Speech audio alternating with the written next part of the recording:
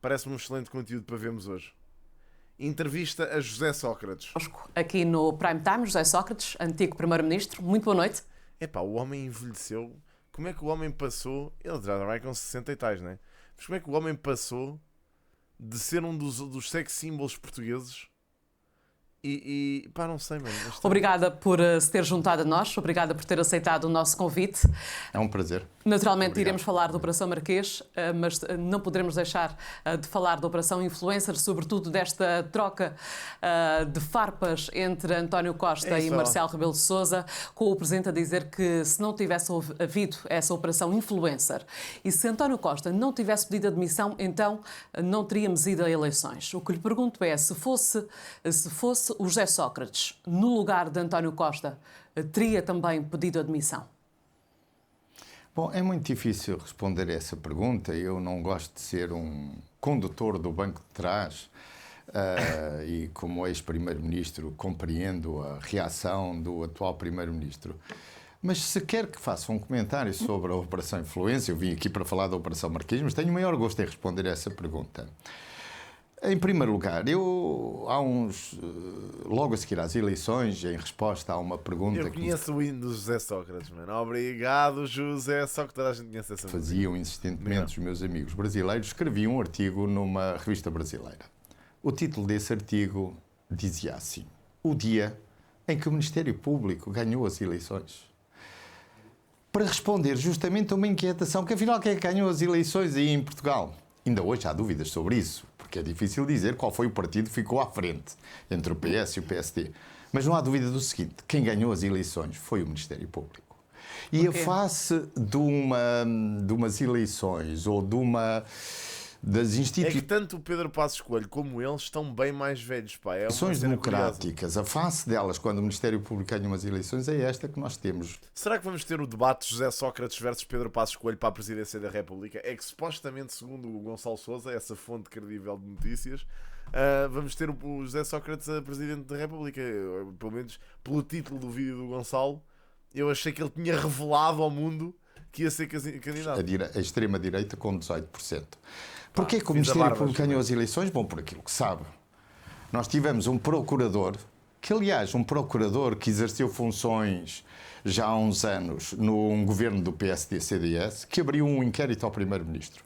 E isso acarretou a dissolução da Assembleia da República, a admissão do Primeiro-Ministro, eleições antecipadas e depois, uns 4 meses depois, um governo de direita em substituição de um governo de esquerda. Portanto, o que aconteceu foi muito simplesmente o seguinte: uma culpada judicial, que teve o maior êxito, porque conseguiu exatamente tudo o que queriam. É isto que se chama, na teoria geral que estuda estes casos, um caso típico de lawfare, isto é, de uso indevido do sistema judicial para perseguir um adversário político. Foi isto que aconteceu em Portugal. Acredito que o Pedro Sepúlveda saiba perfeitamente se o José Sócrates vai candidatar ou não. Pá, imaginem, eu acho engraçado é preciso uma responsabilidade do caraças para dizer que isto foi um golpe judicial, mano. E aconteceu exatamente como os manuais mandam, com uma exceção. Eles esqueceram-se de escolher o juiz, como fizeram no caso Marquês. E como fizeram noutros. E como não escolheram o juiz, a coisa correu mal logo de princípio, porque se tivessem o juiz que costumavam ter, o juiz Carlos Alexandre, ainda hoje estariam todos presos, ainda hoje o caso correria tudo com grande normalidade. Mas, enfim, tiveram esse azar dos távoras, porque se esqueceram da primeira regra do lawfare: escolher convenientemente o juiz para converter o inquérito num jogo de cartas marcadas. Embora desta vez o Tribunal da Relação tenha dito que... Isto são acusações bem graves. O Tribunal da Relação tenha dito que não há indícios da prática de crimes. Assim sendo, têm sido apontadas críticas à Procuradora-Geral da República. Julga que o Governo devia pedir a admissão de Lucília Gago? Bom, eu compreendo todas essas críticas e o que tenho para dizer é que essas críticas deviam ser feitas há 10 anos. Porque isto passa-se há 10 anos. O que nós temos diante de nós todos os dias nas televisões são buscas por motivos frívolos. Tem que ir agarrar a Joana Marques Vidal. Buscas acompanhadas das câmaras de televisão, que funcionam agora como uma nova arma do aparelho judicial do Estado, é a Câmara de Televisão. a violação de todas aquilo que são as regras básicas do tempo de inquérito, inquéritos que demoram 12 anos e que são transformados em inquéritos não num regime de presunção de inocência, mas de presunção de culpabilidade. Se ainda não encontrei nada contra ti, eu vou encontrar, deem mais 10 anos que encontrarei. É assim, o nosso sistema judicial, de facto, funciona bastante mal. E os processos atrasam durante imenso tempo. Mas no caso do José Sócrates, eu acho que não resta grande dúvida, principalmente pelas escutas que saíram a público, que houve ali qualquer coisa a acontecer. É um bocado isso, ou seja, se tu continuares a adiar e a pedir recursos, é lógico que as coisas nunca se resolvem. É mais por aí. E todos estes abusos e todo este abuso do Estado tem sido uma constante ao longo destes anos. E ao longo destes anos, quem é que é o cita 10 anos, remete-nos para...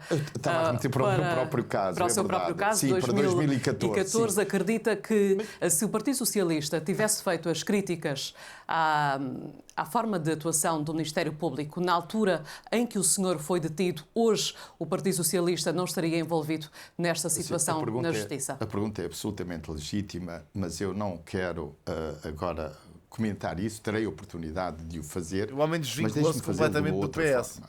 Eu acho que o Partido Socialista, ou melhor, não a atual direção do Partido Socialista, mas a anterior direção do Partido Socialista, não tem autoridade moral para fazer nenhuma crítica ao que está a acontecer. Porquê? Porque foram cúmplices com tudo o que aconteceu antes. No seu caso? Não apenas no meu... Tiremos o meu caso. Tiremos o meu caso. O Manuel Pinho está preso há 2 anos e meio, sem culpa formada. Está preso há 2 anos e meio, acusado de uma coisa horrível, de corrupção, e é absolutamente inocente. Eu tenho acompanhado o caso do Dr. Manuel Pinho com muita proximidade e muito empenho, porque sei que aquela acusação é uma acusação contra o meu governo. E contra ti mesmo também, claro que acompanhas de perto, quer dizer, aquilo que lhe aconteceu a ele pode vir bem a acontecer a ele. E começou com uma acusação, dizendo que o meu governo tinha favorecido a EDP, o que é absolutamente falso.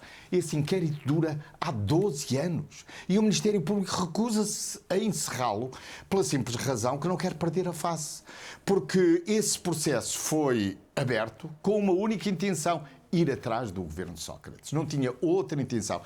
Mas no caso do Dr. Manuel Pinho, ele é inocente. Eu tenho certeza que é inocente porque eu já fui testemunhar, sei das acusações que pesam contra ele, são todas falsas. Eu próprio sou testemunha que as coisas não se passaram como o Ministério Público diz que se passaram. E sabe o que é a direção do partido? Mas que interesse tem o Ministério Público de enterrar um ex-primeiro-ministro e o seu governo? Isso é que devia vir. Ou seja, o José Sócrates, se tem tanta certeza da inocência dele, devia tentar explicar ao povo português qual é que é o interesse do Ministério Público em enterrar estas pessoas. O que é que eles ganham com isso? Exatamente. Qual é que é o jogo político que está aqui a acontecer? Que ele está a dizer que está a acontecer? Era importante que ele clarificasse isso. Não foi? Okay, a direção do Partido Socialista, no caso do Dr. Manuel Pinho, foi, aliás, exatamente por essa razão que eu saí do PS, fez uma condenação sem julgamento. Julgou no pelourinho mediático sem nenhuma razão, sem lhe dar possibilidade de defesa. Não há nada de mais repugnante do que alguém que faz uma condenação sobre outra pessoa sem julgamento. Condenar alguém sem julgamento, sem o direito de defesa, é uma coisa repulsiva. E foi isto que fez quer o primeiro-ministro António Costa, quer o presidente do partido,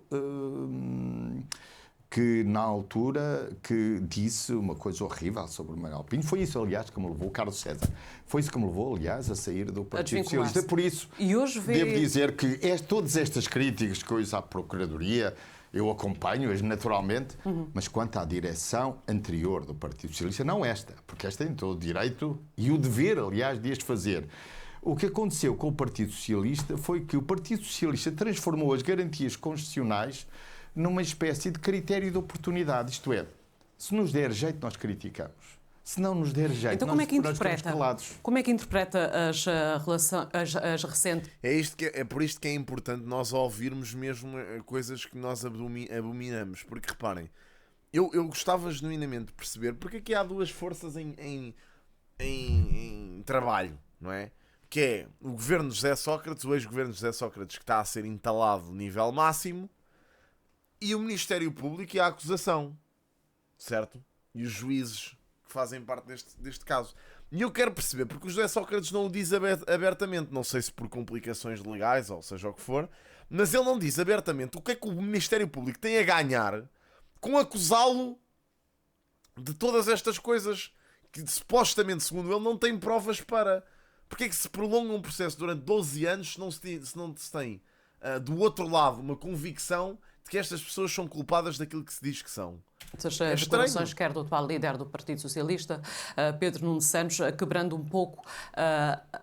Pronto, é essas ilações que podemos tirar, não é? A tradição de o que é da justiça, o que é da justiça, o que é da política, o que é da política, porque Pedro Nuno Santos já veio dizer que é preciso que seja esclarecido, que muito provavelmente António Costa tem caminho mais aberto, como diz o Presidente da República, para a presidência do Conselho Europeu. Esqueceu-se essa máxima? Não, mas essa máxima não é correta. Repare, tudo isso é mas não uma foi desculpa. Isso que disseram de si? Sim, eu sei, mas por isso mesmo. Quer dizer, tudo isso foi uma frase que arranjaram apenas para pôr de lado aquilo que é o dever de qualquer força política, que é criticar todos os abusos do Estado. É denunciar os crimes de violação de segredo de justiça, as buscas por motivos vãos e fúteis, denunciar os abusos sobre as pessoas quando se passam 12 anos de inquérito sem uma acusação, denunciar... Porra, Pedro, mas imagina, 11 anos... Primeiro, o que é que leva este processo a arrastar-se 11 anos? Estás a ver? É uma coisa que me faz muita confusão. As prisões com arbitrárias... Mas pede-se rapidez no caso que envolve António Costa. Mas é muito simples. O que o Partido Socialista devia pedir é para cumprirem a lei. E na lei, no Código de Processo Penal, está lá escrito, há um artigo que diz prazo máximo de inquérito. Ora, este prazo máximo de inquérito, que foi... Esse artigo foi desenhado, aliás, por um governo do Partido Socialista, foi transformado pelo Ministério Público num prazo indicativo. E se você perguntar a qualquer procurador o que é que se indica exatamente o quê? Não indica nada. Esse artigo do Código Penal, por simplesmente, não é cumprido. Mas em relação Portanto, quando falam de reforma da justiça, sabe o que é que deviam fazer? Cumprir a lei. E em relação às atitudes políticas, o senhor sente-se discriminado na forma como o Partido Socialista o tratou a si e na forma como neste momento está a tratar? Ou seja, isto devia haver um número limitado de recursos, meu. Recorri 2 vezes, ardeu, o caso continua na mesma. A sentença já foi dada, recorres 2 vezes, não me recorres mais. Já chega, meu. Quantas vezes é que vais andar a recorrer? Desculpe, eu não... sabe, eu não quero falar disso, porque isso é um assunto desagradável para mim. Porquê é que é desagradável? Eu não quero falar. Está a tratar António Costa, tratou a si, o senhor sente-se discriminado na forma como o Partido Socialista o tratou a si e na forma como neste momento está a tratar António Costa? Desculpe, eu não... sabe, eu não quero falar disso, porque isso é um assunto desagradável para mim. Porquê é que é desagradável? Porque tenho que falar de um partido ao qual me ligam relações de grande... afeto. Eu tenho uma relação de grande proximidade com muitos dirigentes do Partido Socialista, que são muito meus amigos, dos meus melhores amigos, e com os militantes do Partido Socialista. Só tenho uma grande divergência com a anterior direção do PS. E quando você me diz, mas Pedro Nuno Santos está a fazer bem, sabe porquê? Porque o Partido Socialista é o Partido da Liberdade. O Partido Socialista tem na sua declaração de princípios, quanto às garantias constitucionais, elas são primaciais. Acho que a linguagem é mais ou menos esta, da Declaração de Princípios. Por isso, em qualquer circunstância, seja quem for o cidadão, o Partido Socialista deve sempre opor-se aos abusos do Estado. E a verdade é que o Ministério Público e o DCAP se comporta, neste momento, definindo alvos políticos indo atrás deles, sem nenhuma razão. Foi o que aconteceu no caso de influência, mas aconteceu noutros. Repare, quando dizem um ministro esteve 4 anos... O problema é que aquilo que se passou com António Costa e aquilo que se tem vindo a perceber do que se passou com António Costa meio que permite que José Sócrates venha a público ao fim destes anos todos falar destas coisas. Isto que aconteceu ao António Costa agora dá força ao Sócrates para dizer que lhe aconteceu a mesma merda. Este é que é o problema. Percebem? Anos sob escuta, que escândalo, dizem agora os dirigentes do Partido Socialista. Bom, eu quero recordar que Paulo Campos esteve sob escuta 3 anos e meio e nunca ninguém disse isso. Isso é dizer que é tratamento discriminatório? Isso é dizer que está a haver tratamento discriminatório? O que eu estou a dizer é exatamente isso que está a sublinhar. É que há um duplo critério. O problema da autoridade moral do Partido Socialista é que no passado não fez as críticas que agora quer fazer. E, portanto, está preso a esse comportamento. Eles, porque os outros, e a esquerda também, comportou-se exatamente da mesma forma. E agora foram tirados do poder por uma golpada judicial e pior do que isso. Bom, tudo isto eu já disse. Escrevi uns artigos sobre isto. É claro que toda a gente finge que não lê, ou não lê mesmo. É possível. O artigo que escrevi foi sobre a vítima perfeita. O Partido Socialista portou-se como uma vítima perfeita. Não só foi vítima de uma golpada judicial, como a primeira coisa que disse é nós não vamos falar nisto nas eleições, e não falaram. Bom, e no final perderam as eleições. Ou melhor, não perderam, empataram. É o mínimo que se pode dizer. Porque... Por amor de Deus, eles perderam as eleições nitidamente, José. Tiveram um resultado inferior, perderam. É difícil dizer que o PSD tenha ganho esta. Como é que é difícil dizer? É só olhar para os dados. Ganhou. Nem que tivesse sido por 0,1, ganhou. Eleições. Já podemos ir mais à parte... Claro, imaginem, ele tem canal e voz porque foi primeiro-ministro de Portugal e, quer a mal ou bem, foi uma figura relevante no desfecho que Portugal teve. Portanto, claramente tem canal e voz, malta. Então, mas estamos bem, ok. É lógico, e vai ter mesmo que vá preso. Política e como é que se deve manter a estabilidade governativa. Durante este período também, apesar de termos ouvido as possibilidades de António Costa em ter um futuro político, nomeadamente no Conselho Europeu, na sua altura, nestes longos anos, que são já 10 anos, não temos ouvido falar do seu futuro político. Ninguém se manifestou, pelo menos, preocupado. É agora que vamos ver se o Gonçalo tem razão ou não.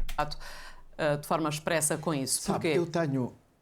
Bom, em primeiro lugar, eu gostaria que soubesse o seguinte. Eu tenho o maior orgulho em enfrentar esta batalha sozinho. Eu contra o resto do mundo. Epá, isto é... Eu não percebo, para quê? Para que esta conversa? Isto é mesmo vitimismo. Estou muito bem assim, estou há muitos anos assim, estou muito bem assim e posso com eles. Eu posso com eles. Tenho todos.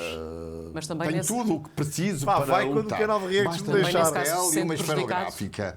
E discriminado. Nada prejudicado. Nem discriminado em relação a António Costa. O pior que podem fazer é querer transformar-me em vítima. Não, pá, isso não, eu não sou vítima nenhuma. Eu sou um combatente contra quem está a abusar do poder e farei oposição a eles defendendo aquilo em que sempre acreditei. Lamento muito que o Partido Socialista tenha abandonado a defesa das garantias constitucionais, tenha permitido os abusos de poder que viu ao longo destes 10 anos.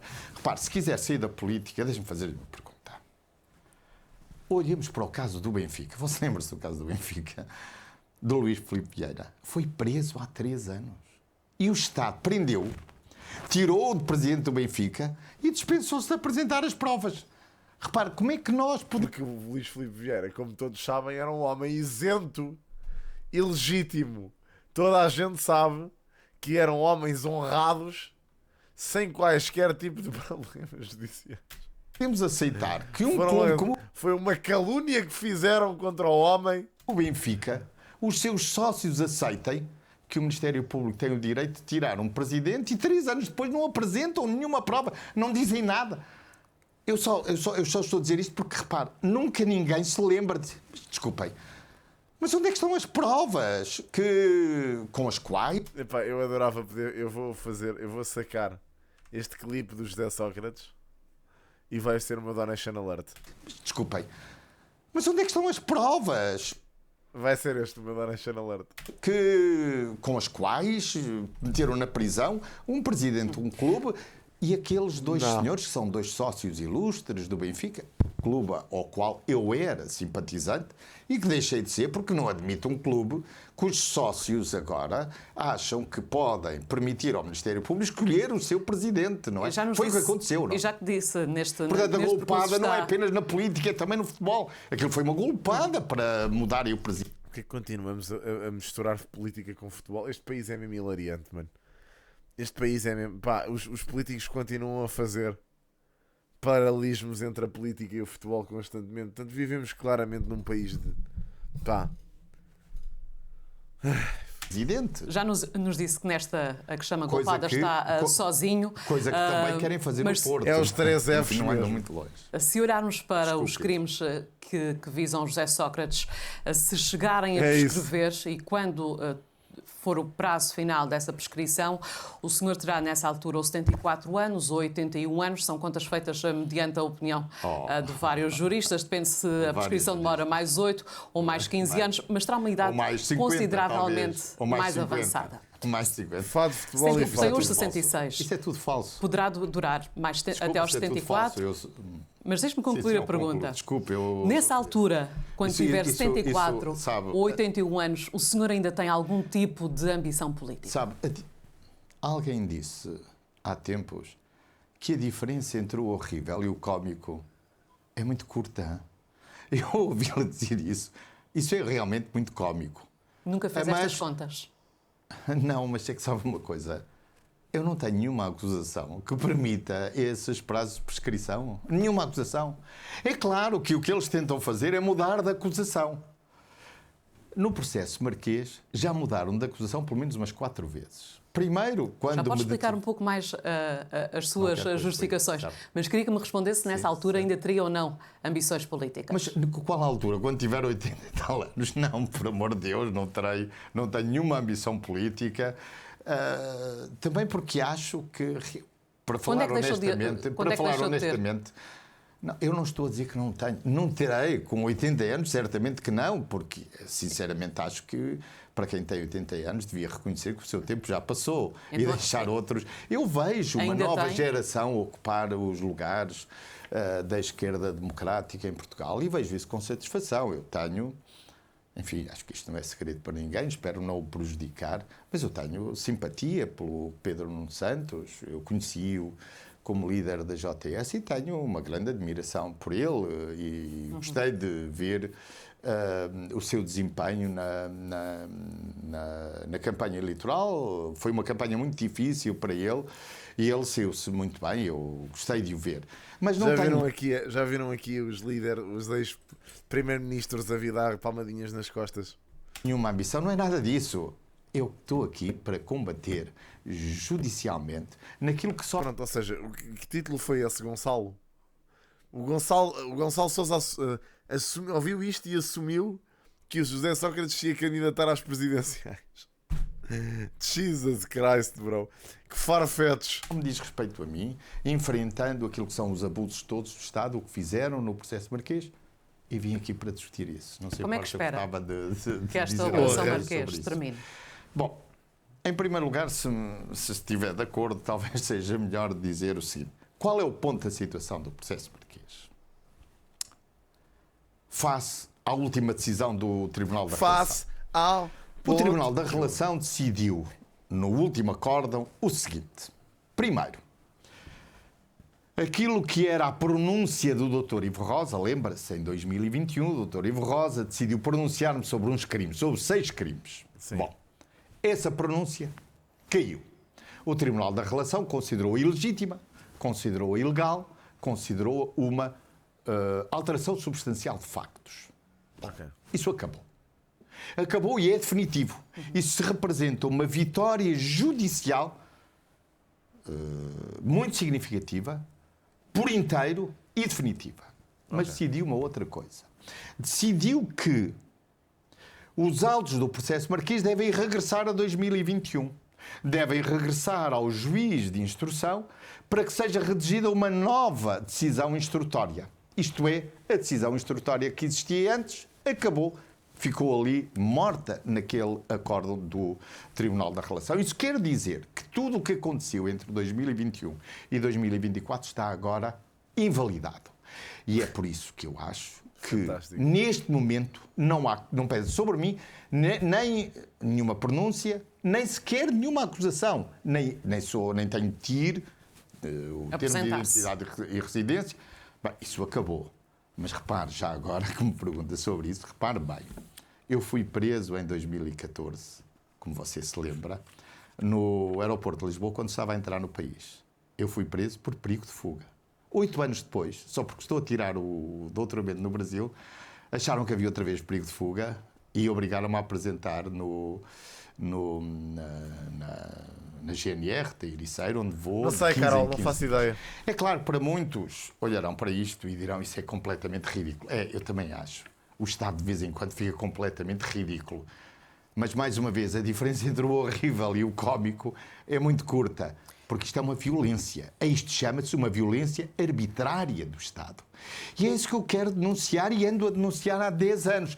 Agora parece que os ouvidos finalmente ficaram um pouco mais abertos, porque parece que agora estão em causa eles próprios, não é? Quer dizer, aqueles que dirigiram o Partido Socialista há 10 anos, parece que são vítimas disso. Bom, bem-vindos ao clube. Há muitos como eles. Já dei o exemplo do Manuel Pinho, que está preso há 2 anos e meio. Que este caso termine, porque há na opinião pública... A opinião pública é formada por vocês, não é? Não apenas por vocês, jornalistas. Não apenas por jornalistas? Não, claro que não. Por trás de vocês estão o Ministério Público e os... Pronto, tinha que vir a teoria da conspiração de que os jornalistas são comprados pelo sistema e o sistema, mano, vir à televisão, convidado pela televisão, teres tempo de antena e dizer que os jornalistas estão comprados pelo sistema é qualquer coisa de especial. É pá, por amor de Deus. Procuradores, como você sabe... Não vamos naturalmente debater sobre como é formada a opinião pública, mas digamos de outra forma. Há uma opinião generalizada. É melhor ir tirar públicos. O José Sócrates tem que ir ter uma cadeira de públicos e audiências com a minha professora Catarina Burné para ela nos explicar como é que é formada a opinião pública. Eu concordo que entre os órgãos penais, institucionais e os jornalistas se formou uma cumplicidade absolutamente escandalosa. Por alguma razão é que as buscas são feitas acompanhadas da televisão. E a arma do Estado, neste momento, é a Câmara de Televisão, que vai atrás. Porque isso também devia ter teorias da comunicação com o meu professor Rogério para lhes explicarem. Mas isto nem é RTP, bro. Isto é a SIC ou a TVI. Isto é a CNN Portugal, até acho eu. Não é? Não é a TVI mesmo. Não é a CNN Portugal. Que é buscado imediatamente no Deixa-me concluir a minha pergunta. É uma estação independente privada, mano. Portanto, isto nem sequer é financiado pelo Estado. Não tem mal. Não tem mal. Buscado imediatamente no Deixe-me concluir a minha pergunta. Sim, desculpa. Não tem mal. O senhor já apresentou cerca de 40 recursos, se não estarei em erro. Está muito enganado. Qual é o número exato? Não acredito em tudo o que o Ministério Público Qual é o diz. Número exato? Bom, eu não sei qual Algumas é o número dezenas. exato. Não.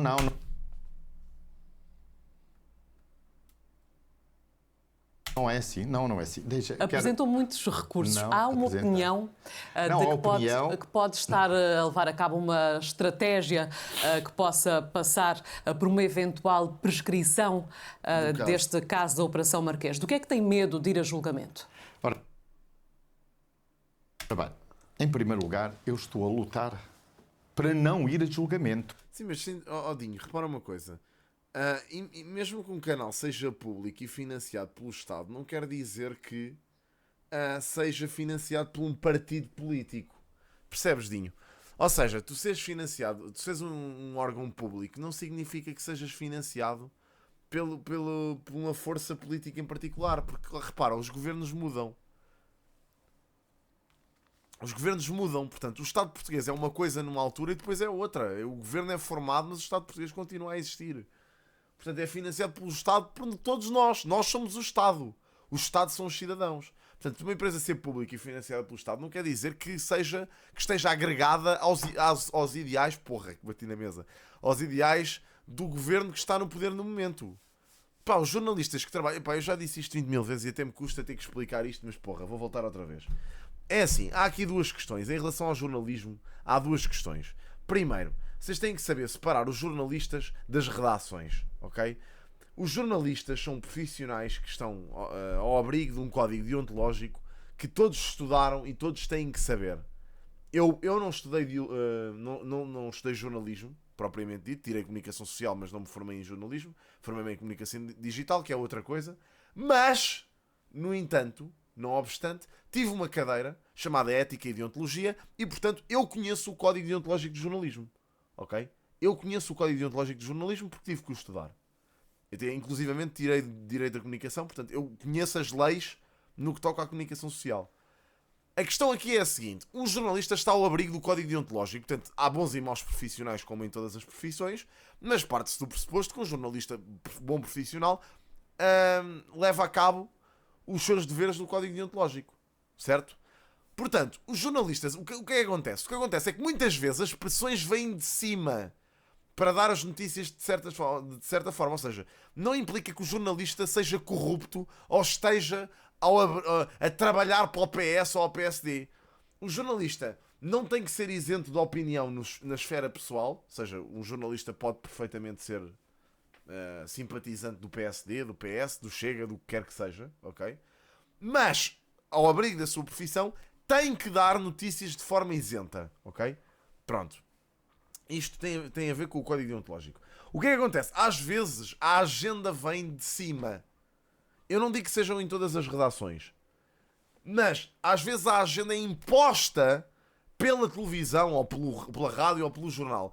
E em que vezes é que isso pode acontecer? Eu não acredito que isso tenha a ver com interesses estatais. Ok? Isso não tem a ver com interesses estatais. Não é pressão política nem pressão estatal. Isso é pressão da audiência, caramba! Percebam que isto é um negócio! Os jornalistas não vivem do ar, nem as rádios, nem as televisões, nem os jornais. As rádios, televisões e jornais vivem de vocês continuarem a ver notícias, continuarem a comprar jornais, continuarem a consumir rádio. Isto é um negócio, malta. Portanto, para o jornalista ter dinheiro para pagar as contas, vocês têm que consumir conteúdo noticioso. Para a empresa privada não falir, vocês têm que consumir conteúdo noticioso. Portanto, por norma, a agenda vem daí. A CMTV é isto, é como é que vamos monetizar esta merda. Tipo, há um carro num sítio qualquer inundado, notícia já, não interessa se é um carro de brincar, mete lá essa merda. Há um pavão em Benfica, vamos para Benfica filmar o pavão. O que interessa é as pessoas estarem lá a ver aquilo. Olha o pavão em Benfica, quero ver isto. É só isto que interessa, meus amigos. Eu nem sei como é que tenho que explicar esta merda em 2024, caramba. Ouçam, pá, é que isto é a história do jornalismo. Vocês têm que ver, e pá, eu não vos sei precisar os nomes, mas alguém no chat há de me dizer. Houve, no período da história do jornalismo na América, uma altura em que o sensacionalismo começou a aparecer. Ou seja, a vertente sensacionalista no fator noticioso começou a aparecer na América. E esse jornal cor-de-rosa que vendia notícias que tinham factos completamente aldrabados é que vendia mais que todos os outros. Ou seja, os jornais sérios e com notícias escrutinadas e com informação fidedigna ficavam completamente para trás porque o sensacionalismo vendia mais. As pessoas querem sensacionalismo. As pessoas querem histórias coloridas, não querem a verdade crua. Portanto, quando vocês se insurgem contra o jornalismo e dizem que os jornalistas são todos uns cabrões, pensem no que é que vocês querem consumir. Estão a perceber? É um bocado isto, meu. É só isto. Só isto. Portanto, a culpa não está nos jornalistas. Os jornalistas até são uma classe muito desfavorecida, digo-vos já. Os jornalistas até, por norma, não digo que sejam todos, mas grande parte dos jornalistas recebe salários miseráveis para trabalhar as horas todas que trabalha, muitas vezes horas extraordinárias que ninguém lhes paga, a fazer trabalho de redação até em casa, e recebem salários miseráveis. E eu digo-vos isto porque tenho amigos meus jornalistas que recebem uma merda mesmo. Recebem quase o salário mínimo nacional. Portanto, é vergonhoso. E as condições são precárias desde que saem do curso. Porque vão estagiar por valores ridículos. Muitas vezes, na minha altura até havia uns que iam em estágios curriculares indefinidos e estavam lá 6 meses, entrava outro. Saía um, 6 meses, entrava outro. Pronto, isto é a situação do jornalismo. Portanto, é um negócio, amigos. E quando há estas, não é fake news, mas quando há esta agenda, não vem do Estado nem da política, malta. Vem do que é que gera audiências.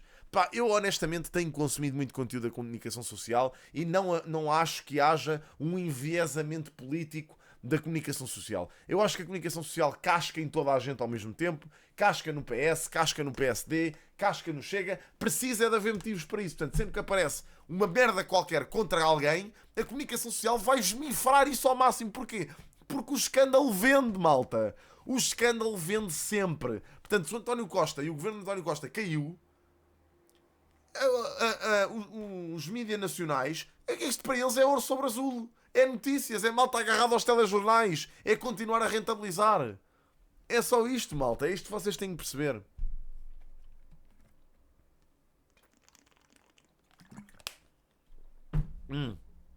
Obrigado, Johnnyzinho. Thanks, man. Não sei porque é que não apareceu então o Subprime. Devia ter aparecido. Estranho. Bem, mas porque tenho esse direito. Sim, não é isso que eu estou a falar, né, qualquer. Eu não estou a falar do nascimento do jornalismo sensacionalista. Estou a falar de quando é que o jornalismo sensacionalista apareceu na América. Esse fenómeno na América. O Dr. Ivo Rosa declarou... Eu não sei precisar quais é que eram os jornais, mano. Gostava de dizer, eu dei isso em história. Mas não sei precisar quais é que eram os nomes, mas eu vou pesquisar sobre isso e depois digo. Naquele momento, em 2021, foi que todas as acusações que pesavam sobre mim eram fantasiosas, eram especulativas e eram incongruentes. Mas o Tribunal de Apelação diz que o juiz Ivo Rosa foi ingênuo e retomou 22 crimes. Isso é o que elas dizem. As 3 juízas. As 3 juízas. Isso é o que elas dizem. Elas não são juízes do processo, elas estão abusivamente neste processo e, mais do que isso, esse acórdão está neste momento invalidado pelo novo acórdão da relação. Essa é a minha posição e, se querem ter o mínimo de vislumbre daquilo que ainda resta de um Estado de Direito, devem cumprir o acórdão da relação, isto é, fazer regressar os autos a 2021 ao juiz de instrução criminal para que ele possa fazer uma nova instrução, uma nova decisão instrutória. Porque o que o Tribunal da Relação analisou foi uma decisão... Estamos a ver entrevista ao José Sócrates, não existe. E não existe porque o Tribunal da Relação decidiu anulá-la na parte da pronúncia, que tem consequências na não pronúncia, e, portanto, regressa a 2021. Essa é a minha posição e é a única compreensível. É por isso que eu lhe disse que aquela vitória foi uma vitória definitiva, porque não tem recurso, já transitou em julgado, mas também uma vitória total. Mas cá estaremos para fazer este combate. O que a Ana Sofia levantou é uma conversa que tem sido muito divulgada, com base numa campanha do Ministério Público e dos juízes, da Associação de Juízes, do anterior presidente da Associação de Juízes, que diz respeito às manobras dilatórias. É assim que se chama. Isso é um clichê muito semelhante àqueles clichês que a extrema-direita agora usa, como família tradicional, sovietização das escolas e tal. O que é que eles querem dizer com isso? No fundo, o que querem pôr em causa é o direito constitucional que a Ana Sofia tem, que eu tenho, que todos os cidadãos têm, que é o direito a pedir, o direito a recorrer. Isto é, quando na justiça portuguesa há uma decisão com a qual não está de acordo, tem o direito a pedir a outros olhos que olhem para a mesma matéria e que possam decidir. Isso é o direito. Grande abraço. Ninguém quer retirar esse direito às pessoas. Só se acha que não se pode recorrer 200 vezes da mesma decisão. Oh, Silva, obrigado pelos 9 meses, mano. És lindo, mano. Obrigadíssimo, mano. Muito obrigado. Obrigado, man. Muito obrigado pelos 9 meses, man. Thanks, man. Mano, é só isso. As pessoas não deviam ter o direito de recorrer 200 vezes da mesma coisa, meu. Quer dizer, então eu cometo um crime qualquer e de repente vem um juiz, julga-me, eu recorro, vem outro juiz e diz não, eu estou de acordo com o anterior juiz, eu digo não, eu quero é outro juiz. E vou lá nisto até 200 e depois pronto, morro cá fora porque vou continuar constantemente em recursos. Direito de recurso. Mas esses que falam em manobras dilatórias deviam saber o seguinte. Eu, em 2017... São efetivamente manobras dilatórias a partir do ponto em que já estamos há 11 anos nesta merda, meu. Como é que não podem ser manobras dilatórias? Se a Justiça está há 11 anos a tentar julgar este caso. Apresentei uma queixa contra o Estado. Porra, bro. Exatamente por morosidade da Justiça e por violação do segredo de Justiça, já agora. Sabe o que aconteceu a esse processo? São 7 anos. Nada. O Estado decidiu não julgar. O Estado, pura e simplesmente, desde 2017 até 2024, decidiu não olhar para isso. Não acho extraordinário? Para um Estado que acusa as defesas de manobras dilatórias, ele próprio, em 7 anos... Estou-lhe a falar de um caso que é o meu caso. Eu apresentei essa queixa. Você já ouviu isso em alguma televisão? Nunca ouviu. Sabe porquê? Porque os jornalistas só dizem aquilo que o Ministério Público quer que se diga. Epá, isto é tão falacioso que até dói. Agora, relativamente às manobras dilatórias e aos... Não teria medo de ir a julgamento? Não, eu acho que... E de dar os meus parabéns à Ana Sofia por nem sequer ter vontade de rematar esta merda. Nenhuma das as acusações são todas tão falsas, nenhuma delas está indiciada. Eu provei a minha inocência durante a instrução e, portanto, tenho todo o direito a não querer ser humilhado pelo Estado, a ir a julgamento só para que a face do Ministério Público possa ser salva. Porque isso é o que eles querem, é salvar a face. E também querem, com a prescrição, o que eles querem, no fundo, é dizer ele ganhou na Secretaria. Não. Neste momento está em vigor aquilo que foi a decisão do Ivo Rosa. Todas as acusações são, como já disse, fantasiosas, incongruentes. Deixe-me colocar-lhe ainda uma última pergunta. Não sei se foi claro nesta matéria das medidas dilatórias. Esqueci-me de dizer. Foi claro, mas deixe-me colocar-lhe a última pergunta. Desde 2014 que conhecemos este caso, já começou a pagar os alegados empréstimos ao seu amigo, Carlos Santos Silva? Ai, caraças, minha Nossa Senhora, pá. Ana Sofia, minha Nossa Senhora, eu não sei se ela estava à espera. E meu Deus, bem, a Ana Sofia não rematou no jornalismo, mandou um estouro do caralho, guardou o estouro para o fim. Que drop kick gigante. Desculpa, eu já os comecei a pagar desde 2016. Paguei imediatamente, eu ainda estava na prisão e paguei imediatamente 250 mil euros quando vendi a minha casa. E ao longo deste tempo paguei tudo o que devia. Portanto, eu tenho as contas saldadas com ele. Já é a segunda vez que me fazem essa pergunta. Qual foi o valor? Foi total? 500 e tal mil euros que lhe devia. O Tribunal da Relação. Era ali dos trocos que eu tinha ali no banco. 500 e tal mil, pá, foram uns 500 e tal mil euros, pá. Os trocos ali que custaram ali. Fala em 34 milhões. Não fala nada. Não, desculpe lá. O Tribunal da Relação repete aquilo que estava na acusação e desculpe. Vamos lá ver. A acusação é uma acusação absolutamente baseada numa falácia, que é a ideia que o dinheiro do meu amigo é meu. Isso é mentira, isso ficou provado durante todo o processo de instrução, que o dinheiro do meu amigo não é meu. Aliás, o juiz de instrução, o Dr. Ivo Rosa, que pode ser muito criticado por muitas coisas, mas que eu sou testemunha disso, é um juiz muito trabalhador, foi ele que observou o seguinte: às tantas, ele faz na sua decisão a seguinte observação. Mas como é que o dinheiro pode ser de José Sócrates se durante o dinheiro do meu amigo estava depositado no BES? Se durante a falência do BES, José Sócrates só se referia de forma sem nenhuma preocupação pessoal, de forma divertida, acho que é essa a expressão que ele usa, nos 15 dias anteriores e nos 15 dias a seguir, relativamente à falência do BES. Ora, se o dinheiro fosse dele, alguma preocupação eu teria manifestado nessas conversas que tive com tanta gente, para aí com umas 50 pessoas, sobre a falência do BES. Por isso ficou completamente demonstrado que isso é falso. Mas sabe, essa ideia da prescrição é uma ideia que persegue foi literalmente inventado, porque eles gostariam que pudessem ao menos dizer que perderam na Secretaria. Mas não vão poder dizer. Eu vou dar este combate até ao fim. E quanto a manobras dilatórias, eu só queria lembrar isto, para terminar. Muito sucintamente, por favor. Para terminar. Houve 4 anos de inquérito, que foram 4 anos da responsabilidade do Ministério Público. 3 anos de instrução, que foram responsabilidade do juiz, não minha. Houve 8 meses de disputa entre 2 juízes sobre um conflito de competências, sobre quem tem competências no processo. Isso significa que dos 10 anos do processo Marquês, 9 são da responsabilidade inteirinha do Estado português. E mais, quando o Estado português tem uma queixa e durante 7 anos decide não julgar, não tem autoridade moral para falar em manobras dilatórias de nenhuma defesa. José Sócrates, espero que agradeço. Claro. Obrigado, eu é que agradeço. Noite connosco aqui no Prime Time. Bom resto de noite. Boa noite. Obrigado assim. Pronto. Valha-me Deus. Pronto, amigos. Olhem, é isto. Foi esta a entrevista. Espero que tenham gostado. Pá, os meus parabéns à Ana Sofia por ser uma jornalista espetacular. Ai, meu